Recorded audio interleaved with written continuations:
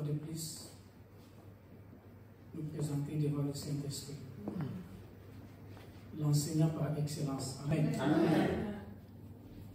Et dire que ton cœur soit un bon terrain sur lequel sa parole sera versée et va produire des bons fruits. Amen. Nous prions. Merci Saint-Esprit de Dieu, entre tes mains nous nous abandonnons, Père, enseigne-nous. La Bible dit c'est par l'Esprit de l'Éternel que nous sommes créés. Enseigne-nous. Brise notre incrédulité. Laisse que Seigneur nous soit un terrain fertile, Seigneur, pour ta parole et qui va produire des fruits. Tu dis dans ta parole, les enfants de Dieu ne sont pas seulement ceux qui écoutent, mais ceux aussi qui le mettent en pratique. Donne-nous la force de mettre en pratique ta parole, afin que nous prions, que notre lumière brille et que nous portons des beaux fruits dans le monde, dans le nom puissant de Jésus. Amen. Amen. Amen.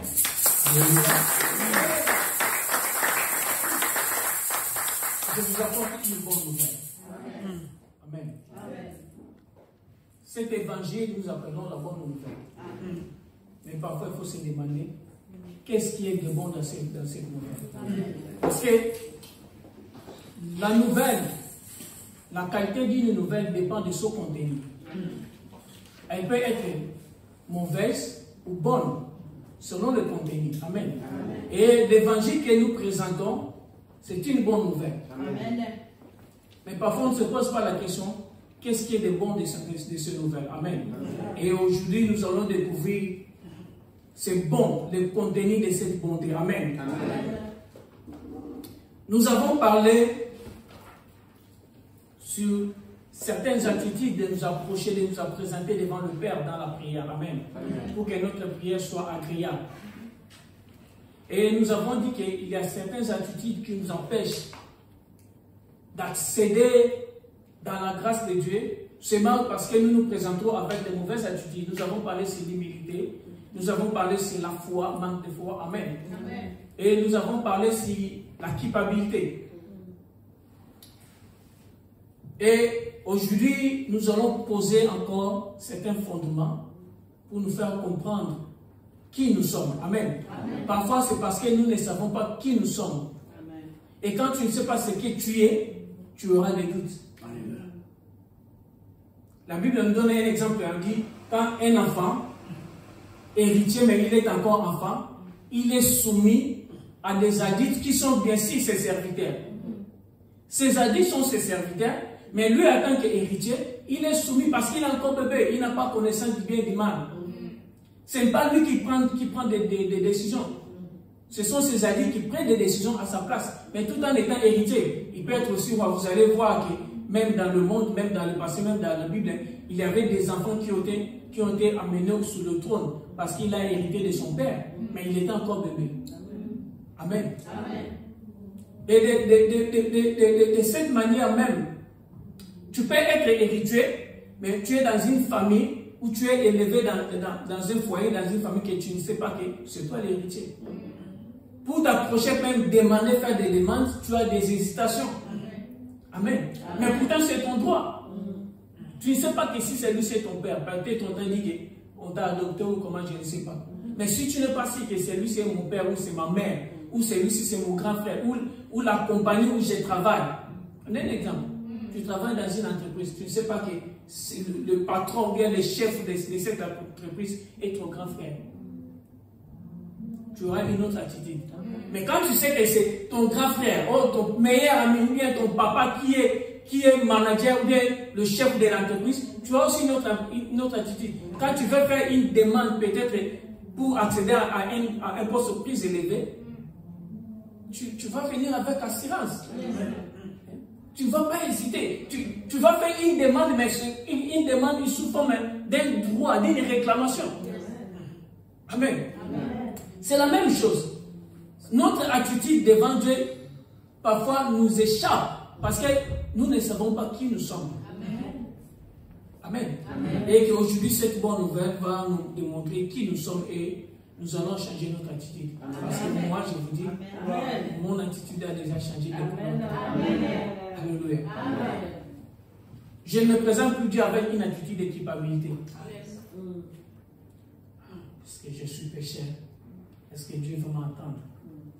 Alléluia. Amen. Vous allez comprendre que parfois, l'aspect que nous allons développer aujourd'hui, ça va paraître peut-être contradictoire au premier aspect, au premier point que nous avons parlé, c'est l'humilité.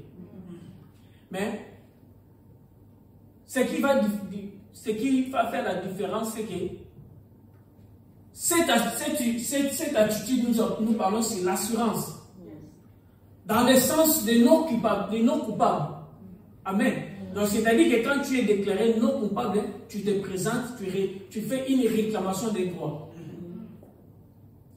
Non coupable, non parce que tu n'as pas commis de mal, mais parce qu'on t'a seulement libéré. Amen. Amen. Voyez, je veux que nous faisons cette différence. D'une part, je vais me présenter avec humilité pour dire que voilà ce que j'ai comme je sais que je ne mérite pas. Mais donnez-moi.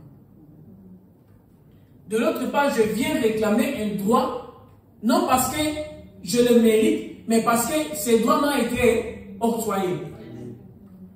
Quand le juge te déclare tu es non coupable, même si tu sais que il y a des fois, on nous prend dans le tribunal devant les tribunaux. Et le juge sait que oui, je sais que tu as commis ça. Tu dis oui, j'ai commis. Mais le juge même, à cause de ta vérité, je te libère. Amen. Amen. Tu sais que oui, j'avais commis des erreurs.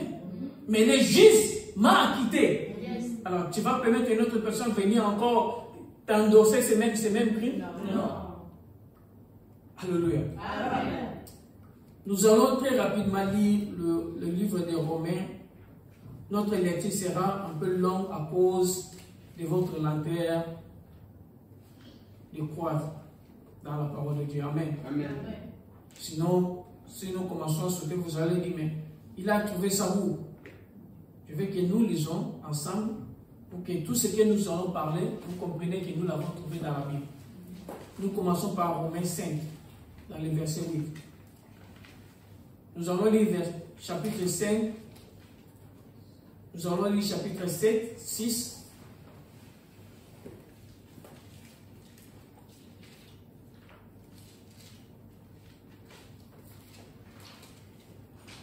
Je vais aller très vite. On peut revoir ça à la maison. Amen. Ok. Je lis au nom du Seigneur Jésus. Amen. Mais Dieu prouve son amour envers nous en ce que lorsque nous étions encore pécheurs, Christ est mort pour nous. À plus forte raison donc, maintenant que nous sommes justifiés par son sang, serons-nous sauvés par lui de la colère. Car lorsque nous étions ennemis, nous avons été réconciliés avec Dieu par la mort de son Fils. À plus forte raison, étant réconciliés, serons-nous sauvés par sa vie. Et non seulement cela, mais encore, nous nous glorifions en Dieu par notre Seigneur Jésus-Christ, par qui maintenant nous avons obtenu la réconciliation. C'est pourquoi, comme par un seul homme le péché est entré dans le monde, et par le péché la mort, et c'est ainsi que la mort s'est étendue sur tous les hommes, parce que tous ont péché. Car jusqu'à la loi, le péché était dans le monde. Or, le péché n'était pas imputé quand il n'y a point de loi. Cependant, la mort a régné depuis Adam jusqu'à Moïse, même sur ceux qui n'avaient pas péché par une transgression semblable à celle d'Adam, lequel est la figure de celui qui devait venir.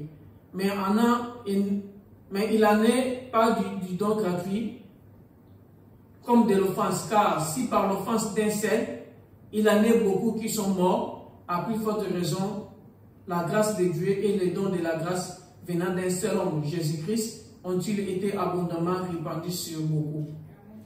Il n'en est pas du don comme de ce qui est arrivé, car par un seul qui a péché, car c'est après une seule offense que le jugement est devenu condamnation, tandis que le don gratuit devient justification après plusieurs offenses. si par l'offense d'un seul, la mort a régné par lui seul, à plus forte raison, ceux qui reçoivent l'abondance de la grâce et le don de la justice régneront-ils dans la vie par Jésus-Christ lui seul.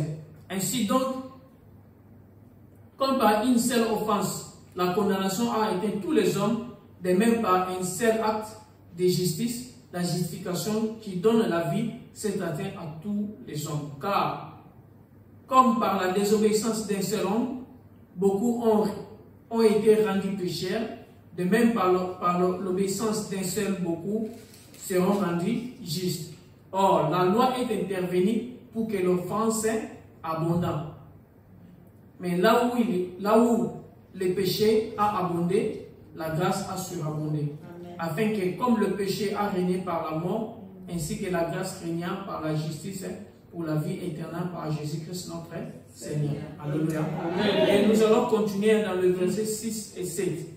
Et 8 dans le verset 1 jusqu'à 3. Amen. Vous allez lire ça à la maison parce qu'on n'aura pas le temps de lire tout ça. Ici, l'apôtre Paul nous ramène à Éden. Amen. Amen. Nous allons rentrer à Éden. Voilà ce que l'apôtre Paul dit. Il dit que le péché existait déjà avant. Amen. Amen.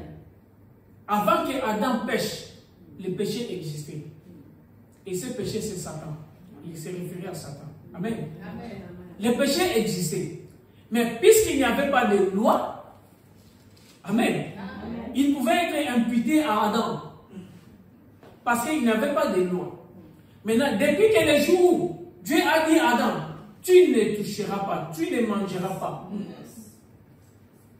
Le péché qui était témoin de cette instruction, parce que le péché était avant la loi.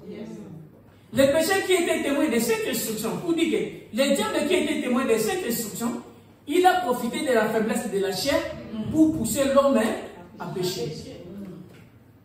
Donc, s'il n'y avait pas la loi, le péché allait exister toujours là, mais il n'allait pas avoir d'impact dans la vie d'Adam. Mais chose qui est grave, Dieu considère que tout celui qui naît d'Adam, il hérite d'Adam ses péchés. D'office, tous nous sommes condamnés à la mort. Alléluia. Parce que quand le péché est entré, il a ouvert aussi la porte à la mort. Parce que nous devons savoir aussi, bien que comme le péché existait, la mort aussi existait. Dieu n'avait pas créé la mort le jour où Adam avait mangé. La mort existait bien avant. Mais la mort aussi qui est derrière le péché, Amen. Lui qui suit le péché, parce que la mort, il suit que le péché. Le salaire du péché, c'est la mort. Il attendait. La mort n'a pas attendu le jour où Adam a touché pour aller demander à Dieu maintenant qu'il a touché, il peut entrer. Non. La mort avait déjà l'instruction. Amen. C'est pourquoi nous disons, quand Dieu promet, ce n'est pas qu'il va le faire. Non. Il l'a déjà préparé. Et vient maintenant nous promettre, nous dire. C'est que nous disons la prophétie. Et la prophétie n'est pas prophétie pour Dieu. N'est pas une prédiction, une annonce de l'avenir. Amen. Parce que Dieu l'a déjà préparé dans le passé. Donc la mort aussi avait déjà l'instruction. Le jour où Adam avait touché, la mort s'est précipitée pour entrer parce qu'il était derrière le péché.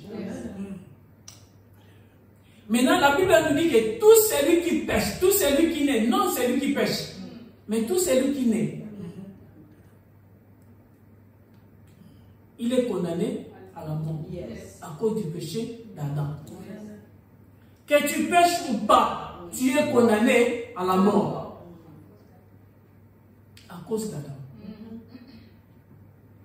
Mais quand nous allons lire plus tard, voilà ce que la Bible nous dit. Puisque la mort est entrée par Adam à cause du péché d'un seul homme, plutôt, la vie aussi vient. Alléluia. La vie aussi vient. La vie aussi nous revient, s'il faut le dire. Parce que nous avions la vie avant, nous l'avons perdue, et maintenant le Christ est venu pour nous remettre cette vie. Amen. Et à cause de l'obéissance, par l'obéissance d'un seul homme qui est Christ Jésus, Alléluia. tous nous avons aussi, nous reprenons la vie. Amen.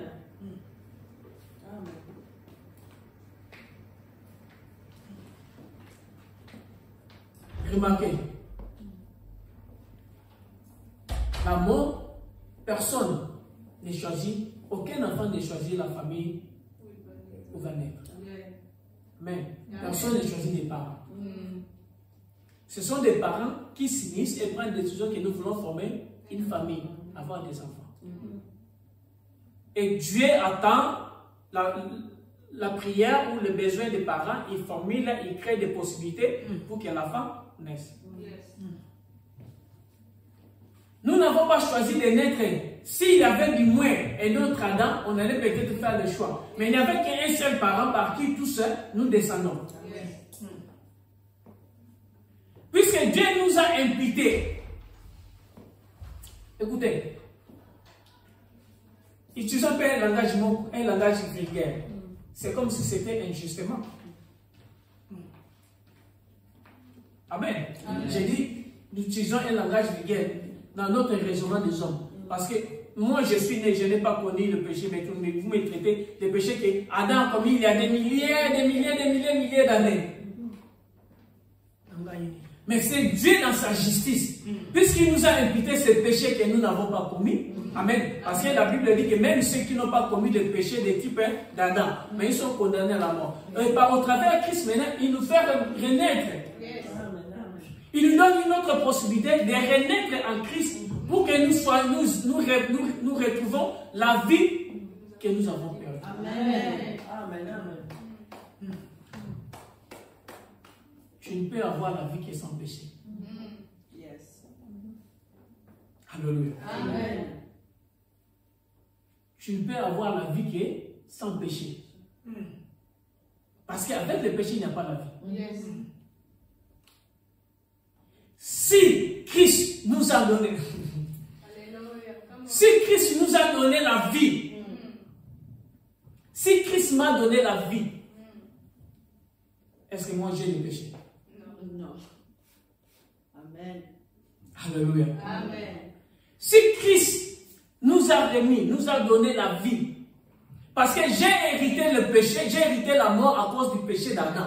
De même que j'hérite la vie éternelle à cause de la justice de Christ Jésus.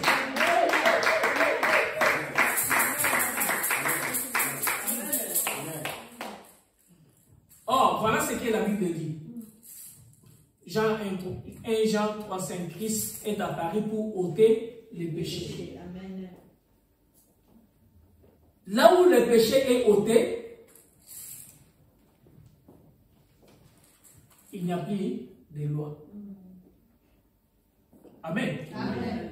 Parce que la loi attire le péché. Le péché existait, mais ne pouvait pas être imputé à Adam parce qu'il n'y avait pas la loi. Dès que la loi a été donnée, le péché a profité de la faiblesse, de la chair, pour attirer, pour nous pousser à désobéir. Ainsi attirer la mort. Maintenant, Christ a ôté les péchés. Amen. Il a ôté le péché dans ta vie, dans ma vie. Yes. Ôter le péché, verset dit qu'il a ôté la mort. Amen. Amen. Parce que la mort suit le péché. Là où il n'y a plus de péché, il n'y a plus de mort. Donc toi qui es chrétien, tu dois savoir que maintenant que le péché est ôté, la mort aussi est ôtée dans ta vie. Voilà pourquoi, quand il rencontre la sœur Marthe, il dit, celui qui croit en moi vivra même s'il meurt. Amen. Alléluia. Et celui qui vit croit en moi ne mourra point. Amen. Amen. Nous n'allons pas aller dans la profondeur de cette prophétie. Amen. Amen. Pas dans cet instant. Mais qu'est-ce que Christ veut dire? Écoutez. C'est-à-dire que celui qui croit, mais les apôtres sont morts, non? Amen. Amen. Et nous connaissons aussi des frères ici qui nous sont partis, qui sont morts. Mais comment Christ a dit que celui qui croit en moi vivra même s'il meurt. Donc nous comprenons la mort par rapport à Christ. La vie par rapport à Christ, c'est quand nous quittons cette vie, c'est pour continuer à vivre. Amen. Parce qu'il dit, celui qui croit à moi vivra, même ici il meurt. Amen. Comment une personne qui meurt peut continuer à vivre? Alléluia. Donc remarquez, l'histoire d'Adam, l'histoire de Lazare et le riche. Le Seigneur nous explique que dans les séjours de mort, nous avons deux poches. Un lieu de tourment et un lieu de repos. Et c'est ce que parfois nos bien-aimés qui reçoivent des visions qui nous parlent, j'ai visité l'enfer, tout concernant. Tu as visité le lieu de tourment. Amen. Parce que jusqu'à présent, l'enfer est encore fermé. Mais la Bible dit qu'est-ce que ça fait? Il a créé un tunnel dans les séjours des morts. Parce que dans les séjours des morts, la Bible dit que c'est un lieu de silence. Amen. C'est un lieu de silence. Là où les gens n'ont pas de vie. Alors, si Christ dit que celui qui croit en moi va continuer à vivre, c'est-à-dire que celui qui croit en moi ne va pas aller dans le lieu de tourment. Même dans les lieux de repos, dans les séjours des morts, nous avons des séjours des morts, c'est des lieux. Donc il dit, celui qui croit en moi ne va pas aller dans les lieux, dans les séjours des morts, parce que la Bible nous décrit comme séjour des morts, comme un lieu de silence. Là où il n'y a pas de vie.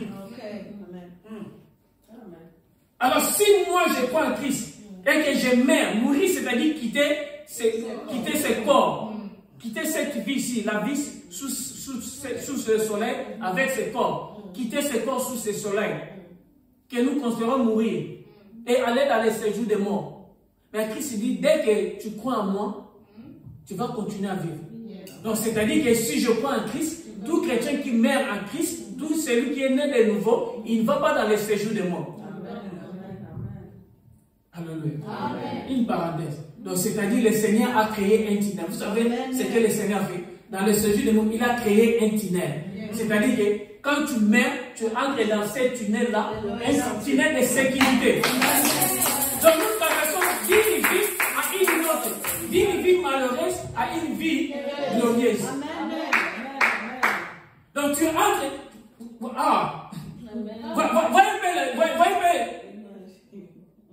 la séparation de la mer Rouge.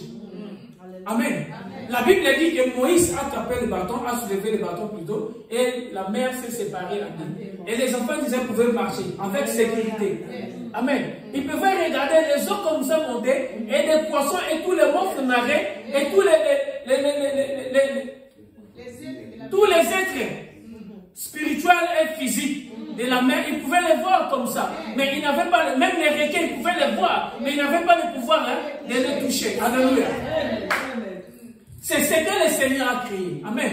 Dans les séjours des morts, quand nous traversons, quand un chrétien meurt, il traverse les séjours des morts. Les séjours des morts, les regarde comme ça, il dit, ah, regarde celui-ci. Et nous avons un passage de sécurité. Amen. Nous traversons les séjours des morts pour aller dans une autre vie. Pour aller dans une autre vie. Alléluia. La Bible dit, puisque nous naissons de Christ, nous héritons de Christ la vie éternelle. Amen. Or, remarquez, nous avons dit qu'aucun n'a pas choisi des parents. C'est de même que nous aussi, pour renaître en Christ, nous n'avons pas choisi. Si Dieu est notre Père, nous n'avons pas choisi Dieu comme Père. C'est lui qui nous a choisi. Or, lui qui nous a choisi, il nous a appelés à la sanctification. Il nous a dit que vous êtes sans péché. Alléluia. Bien-aimés, je veux que vous qui m'écoutez et ceux qui vont nous suivre, qu'ils comprennent que quand tu te présentes devant Dieu, comprends que Dieu te regarde sans péché. C'est nous-mêmes, c'est toi-même qui te porte la culpabilité. Maintenant, je vais te présenter, est-ce que Dieu va m'écouter? Parce qu'on t'a prêché que Dieu n'écoute pas la prière des méchants. Laissez-moi te dire, un enfant qui est né de nouveau, il n'est plus un méchant. Quand tu nais de nouveau, quand tu nais réellement de nouveau, tu n'es plus méchant. Cette verset concerne les méchants. Dieu n'écoute pas la prière des méchants. Mais toi, tu es méchant. Non. Alors pourquoi tu embrasses ces versets-là? Et les considère comme si maintenant que je veux me présenter devant Dieu, il ne va pas m'écouter parce qu'à cause de ce que j'ai fait. Alléluia.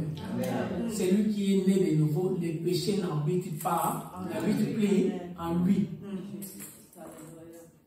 Regardez, quand nous lisons la Bible dans le livre des Nombres, le roi de Moab, Balak, invite Balaam le voyant pour maudire les enfants d'Israël. Nous sommes dans le Nombre 23. Amen. Et Balaam vient se présenter pour maudire les enfants d'Israël. Ces enfants d'Israël que Dieu a traités des rebelles, nous le connaissons très bien. Amen. Dans le désert. À cause de tout ce qu'ils ont commis et de leur désobéissance. Maintenant, Dieu, quand il se présente devant Balaam, Balaam il regarde comme ça, il dit, Dieu ne voit aucun défaut, aucun péché en Israël. Cantique des Cantiques 4. Je passe dans le verset 7. La Bible dit que Dieu, quand il regarde Israël comme ça, il voit aucun défaut. Mais c'est même Dieu qui les a appelés, qui les a traités des rebelles. Mais devant l'ennemi, il a dit, je ne vois aucun défaut en Israël, je ne vois aucun péché en Israël. C'est-à-dire que je le déclare pire et je le déclare juste.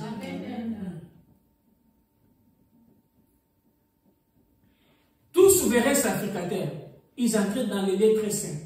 Mais avant d'entrer, ils devaient se purifier. Amen. Amen. Et quand il se purifie, il vient maintenant se présenter dans le lieu saint, dans la présence de Dieu. Une seule personne, une fois par année. Il devait se purifier. Et cela à répétition. En se purifiant, il entre dans la présence de Dieu. Ce n'est pas qu'il n'était pas sans péché. Mais Dieu, à ce moment-là, les considérait sans péché. Parce que tu ne peux pas venir dans la présence de Dieu avec le péché. Tu ne peux pas entrer dans les lieux très saints avec péché. C'est comme si tu tuais la présence de Dieu. Tu ne peux pas entrer dans le lieu très saint avec péché. Mais c'est pourquoi Dieu les permettait de faire tout ce qu'il faisait comme manœuvre là pour la purification, pour se présenter devant Dieu. Dieu les considérait. Pas ils étaient sans péché, mais Dieu les considérait comme sans péché, comme tels, pour les accepter. Or, la Bible dit, parce qu'il les faisait à chaque fois, ils étaient conscients que ce qu'ils faisaient n'était pas digne, ne suffisait pas. C'est pourquoi ils venaient toujours les faire à répétition. Parce qu'ils étaient toujours coupables de leur péché. Leur conscience n'était pas libre. Mais voilà ce que Christ a fait. Pour nous racheter, il s'est offert une seule fois. Avant que toi et moi naissions, il a déjà accompli. Alléluia. De même qu'avant que nous naissions, nous avons hérité d'Adam ses péchés. De même qu'avant que nous naissions, Christ a accompli déjà à la croix notre rachat. Et la Bible dit que les rideaux s'étaient séparés en deux. Et il a laissé maintenant l'accès dans la sainteté. Dans la très sainteté, s'il faut le dire, de Dieu. Nous avons cet accès-là. Mais comment tu te considères toujours pécheur, là maintenant, alors que tu es dans la sainteté de Dieu? Quelque chose ne va pas, non? Alléluia. Amen. Voilà l'assurance que nous avons dans le Seigneur. En nous présentant devant le Seigneur, nous ne pouvons pas nous présenter devant Dieu avec le fardeau de la culpabilité. Venez à moi, vous qui êtes fatigués, et je vais vous décharger. Il dit, nous allons faire l'échange. Voilà ce que le Seigneur a dit. Nous allons faire l'échange. Votre fardeau est lourd. Vous ne pouvez pas les transporter, mais le mien est léger. Si je vous donne, ce serait facile de les transporter. Et nous notre fardeau, c'est le péché, la mort. Et nous l'avons soumis au Christ. Et il nous a donné ce qui est léger, la vie éternelle. Et pourquoi à chaque fois que nous nous présentons devant Dieu, nous portons la culpabilité de ce que nous avons commis. C'est comme si que Dieu ne nous a pas pardonné. Le problème de la culpabilité, c'est parce qu'on n'est pas sûr que si je suis pardonné ou pas. Alléluia. Amen. Mais c'est lui qui comprend. Quand il se présente devant Dieu, il dit Seigneur, oui, je sais que je suis péché. Yes. Oui, je sais que mes yeux ont regardé, ont porté des regards, ce qui n'était pas bon. Je sais que mes regards ne t'ont pas pris. Je sais que j'ai un langage de mauvais goût qui a peut-être scandalisé les frères. Était sorti de ma bouche. Je sais. Mais que faire avec cette chair? Je suis encore dans cette chair. Ce n'est pas quelque chose que j'avais planifié. Mais c'est arrivé. Le Seigneur dit, je prie Père de ne pas les ôter dans le monde. Ils sont encore dans le monde. Mais pendant qu'ils sont dans le monde, garde-les par le pouvoir de ton amour. Donc pendant que nous sommes dans le monde, nous allons rencontrer, nous allons brocher les justes au miracle, cette fois-ci les verts. Nous allons tomber, nous allons brocher par rapport à notre langage. Amen. Par rapport à nos regards. Parce que nous avons parfois des actes que nous allons nous énerver et échapper à notre contrôle. Amen. Mais cela ne nous rend pas de pécheurs. Voilà ce que l'apôtre Jean dit. Bien-aimé, il n'est pas permis aux enfants de Dieu de pécher. Donc c'est-à-dire que Dieu considère qu'en tant qu'enfant de Dieu, je ne peux plus pécher. Je ne peux plus pécher. Pourquoi? Parce que le péché n'a plus de pouvoir sur moi. Alléluia. La Bible dit, la loi, le péché profitait de la loi. Maintenant qu'il n'y a plus de loi, le péché n'a plus de force. Pourquoi? Parce qu'avant que la loi intervienne, le péché existait, mais il n'avait pas d'impact dans la vie de l'homme.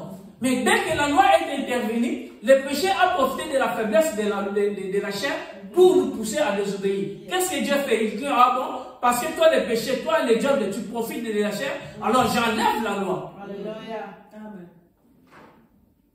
Le péché est toujours là. Alléluia. Le péché est toujours là dans le monde. Le diable est toujours là. Mais il n'a plus de pouvoir sur ta vie chrétienne. Toi, tu es né de nouveau. Le diable n'a plus de pouvoir sur toi. Il n'a plus d'espace dans ta vie.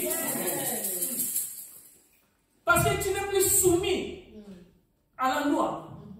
Il profite de la loi parce que le diable ne peut pas venir te toucher, ennemi. Un enfant de Dieu né de nouveau. Le diable ne vient te toucher. Comment? Il va commencer où? Alléluia. Amen. Non. Nous sommes les enfants du grand roi. Amen. Le Dieu de toute suffisance, de tout pouvoir, de toute autorité, de toute souveraineté. Comment il va oser? Alléluia. Mais qu'est-ce qu'il fait? C'est ce qu'il a fait avec Adam. Il nous pousse. Il nous séduit vers la loi. Alléluia. Il nous pousse. Il utilise la faiblesse de cette chair pour nous pousser à désobéir. Créer des scandales. Alléluia. Amen. Il utilise des hommes. Il utilise l'entourage. Souvenez-vous de Pierre. Nous donnons cet exemple trop souvent. Le même Pierre qui a donné la révélation, c'est le même Pierre que l'ennemi va utiliser. Pas pour décourager le Seigneur, mais aussi pour les autres. De se préparer à la bataille, d'empêcher l'œuvre de Dieu s'accomplir. Il a oublié que la bataille, ce n'était pas la chair, mais c'était l'esprit. C'est ce que l'ennemi fait. Tu ne peux pas voir la perte de l'ennemi. Désolé. Le temps est très vite réparti. Alléluia. Mais comment arriver à ce niveau-là? Toi, chrétien, comment tu peux maintenant arriver à ce niveau pour dire que moi, je suis sans péché? Ah oui. Parce que nous avons des différents types de chrétiens. Nous avons des vierges folles, des vierges sages. Nous avons aussi des ivrées. Alléluia. Amen. Tu es dans quelle catégorie?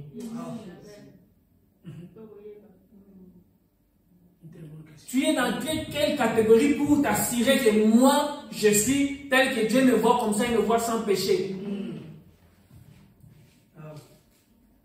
Moi, j'ai cette assurance. Amen. Yeah. Apôtre Paul dit, j'ai couru jusqu'à la fin. J'ai couru le bon combat. Amen.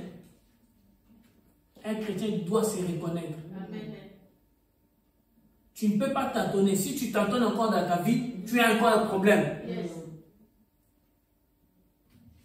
Tu dois être ici et même au seul moment que nous sommes en train de parler, si la trompette sonne, je vais partir. Amen.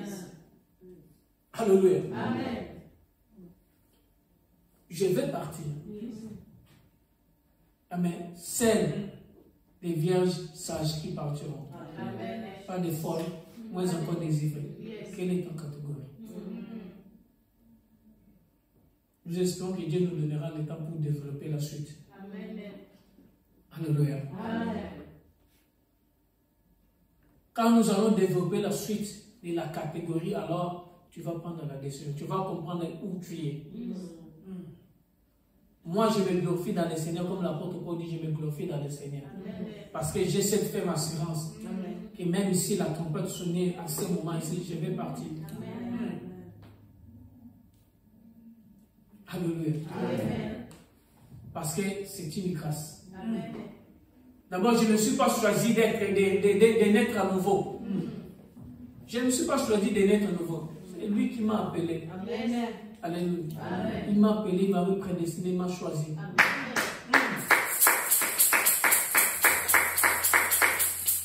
Comment toi, tu es l'enfant de ton père et tu n'es pas si tu vas rentrer dans la maison? Écoutez, vous savez, quand vous grandissez, même si tu as commis quelque chose, tu sais que papa m'attend. Et tu finiras toujours par rentrer à la maison. Parce que tu n'as pas une autre place que ça.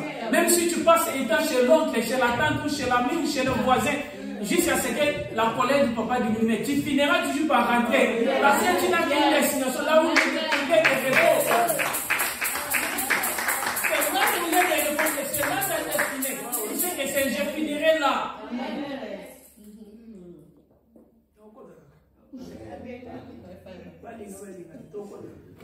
Alléluia. Amen. Moi, je suis dans la catégorie des vierges sages. Nous en parlerons avec le temps. Dieu nous permettra que nous continuions. Si le Seigneur ne revient pas, je sais que nous aurons encore prendre le temps pour parler de cette catégorie. Et quand nous allons parler de la catégorie, chacun va commencer à se positionner. Amen. Parce qu'il est honteux, si Paul ne dit pas dire honteux, mais ça fait parfois pitié, comme dit Sade. Les mots parfois nous échappent. Ça fait pitié que quand vous parlez avec un chrétien, que vous connaissez, il dit qu'il n'est pas si sera enlevé. C'est un problème. Que Dieu nous fasse grâce pour que nous éclaircissions aux chrétiens. Parce que le problème, ce n'est pas ces chrétiens-là. C'est le problème de l'enseignement récit qui l'a poussé à la culpabilité. Amen. C'est le mauvais enseignement que nous avons reçu. Nous tous nous sommes passés là, nous tous nous avons reçu le même enseignement. Qui, au lieu de nous pousser vers la sainteté, vers la sanctification, de nous a poussé vers Dieu, ça nous fait reculer. Parce qu'on nous a menacés. Un évangile qui menace. Mais nous allons vous apporter la bonne nouvelle. Cette bonne nouvelle est que, de même que tu as hérité le péché d'Adam que tu n'avais pas commis, de même que tu bénéficies aussi de la vie éternelle, des actes de justice que toi tu n'as pas commis. Amen. Tu dois le savoir. Donc si j'ai été imputé péché à cause de ce que je n'avais pas fait, écoutez, mais quand on dit que tu es péché, tu acceptes. Oui, je suis péché. Maintenant quand on te dit que tu n'es pas péché, pourquoi tu n'acceptes pas? Parce que c'est lui qui t'a déclaré péché à cause du péché que quelqu'un avait commis il y a des milliers d'années. Et c'est lui-même qui te dit que maintenant tu es sans péché à cause de l'acte de Jésus que le Seigneur Jésus a accompli. Mais comment tu ne crois pas? Alléluia. Comment on ne croit pas? Notre temps était parti. Que Dieu nous fasse grâce. Nous croyons le continuer très prochainement selon que les temps nous permettent.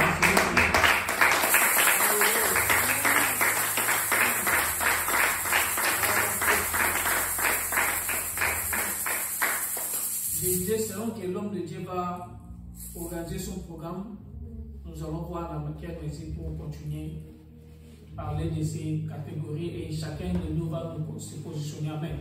Et si tu te sentais que tu n'es pas dans la catégorie des vierges sages, nous allons aussi donner des éléments pour t'aider à te retrouver dans cette catégorie afin d'avoir l'assurance. Amen. Nous allons prier.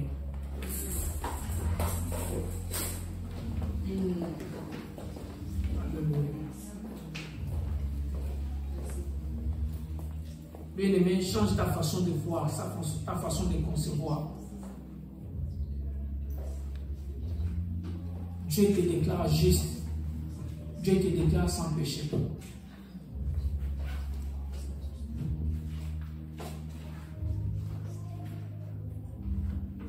Christ a enlevé les péchés en nous.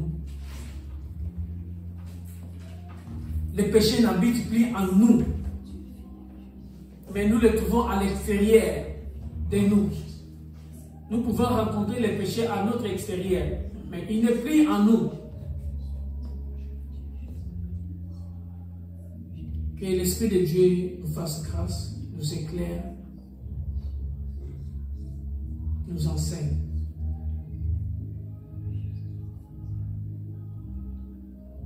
Je ôte toute mauvaise sémence qui a été plantée dans nos vies, qui nous a créé des doutes et entraîné aussi le manque de foi. La peur quand on parle c'est l'enlèvement, parce qu'on est passé pourtant, nous sommes des chrétiens ensuite. Que le Dieu de toute grâce et de toute bonté nous donne la force de surmonter et nous plantons l'amour de Dieu, la grâce et la faveur de Dieu dans nos vies, dans le nom puissant de Jésus. Nous disons gloire et louange à toi, Seigneur Jésus. Gloire et louange à toi, Seigneur Jésus.